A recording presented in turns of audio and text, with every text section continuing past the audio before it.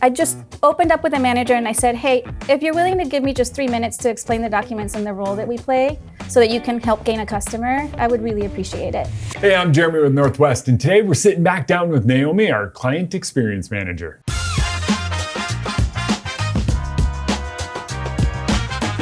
Naomi, this is an interesting one. What is the problem with putting strict guidelines on how your customer service agents can help the clients? I mean, you have to have policies or guidelines as a foundation, right?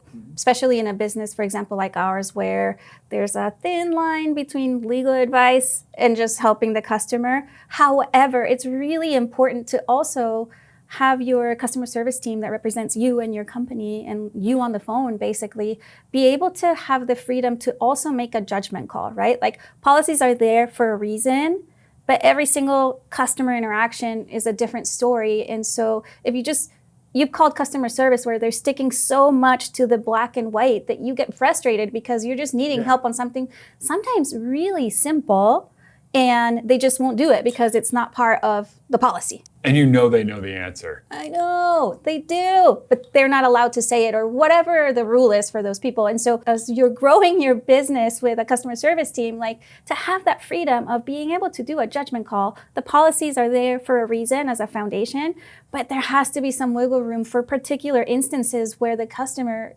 is just needing a little. Throw them a bone, throw them a something, help them, guide them, be their partner, right? At the end of the day, you want to be their partner.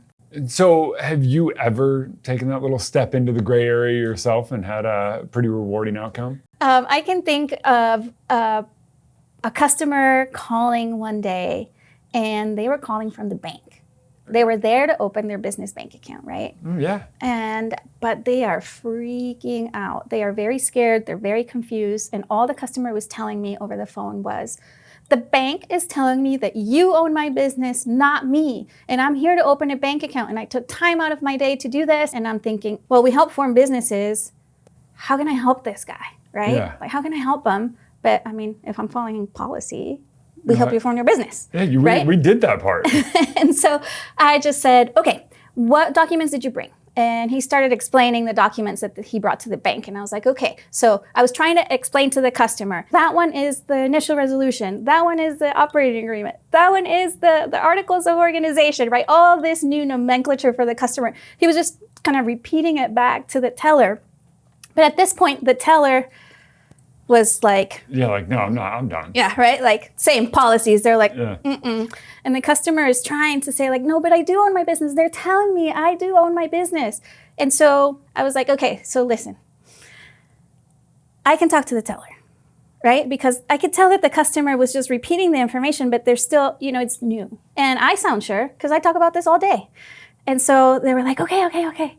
And so I get on the teller, and obviously the teller's like, we have to follow the rules, man, blah, blah, blah. I don't remember exactly what they were saying. And so I said, hey, listen, can I talk to your manager? And after a little back and forth, I ended up talking to the manager of that bank branch. I just opened up with the manager and I said, hey, if you're willing to give me just 3 minutes to explain the documents and the role that we play so that you can help gain a customer, I would really appreciate it. And they were like, okay, let's listen up. And so I explained the documents. The manager was like, oh, I get it now. Okay, great. Yeah, that makes a whole lot of sense. Thank you so much for clarifying that. And then passed it over to the customer and then said, hey, you can get back in line. We're going to open your business bank account. And the customer was just like, thank you so much. Really thrilled, right? And, I did that. Yeah. Because in other customer service workplaces, maybe they wouldn't have done that. But to me, it just felt so easy to just explain something and hopefully help the customer open a bank account. All right, let's take a quick break to talk weather fun fact. Before I was a business guy, I was a meteorologist. And a lot of people wonder, where does wind come from? It actually comes from temperature differences. Cold air is more dense than warm air. So if you're under clouds, that air is colder than where the sun is hitting the ground directly. That warmer air is rising and it's replaced by the cold air, creating wind.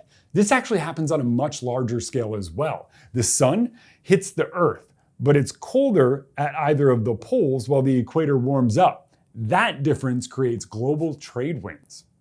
All right, back to the interview.